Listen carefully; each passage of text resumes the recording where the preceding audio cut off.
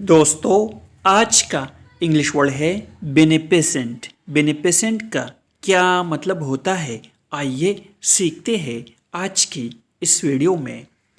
Beneficent का उर्दू मतलब है नेक दिल, रहमदिल, भलाई करने वाला, फयाज, खैर ख्वाह या एहसान करने वाला। आइए इस वर्ड को सेंटेंसेस से समझ लेते हैं। She is a beneficent lady. Lady means खातून। वो एक नेक दिल खातून है।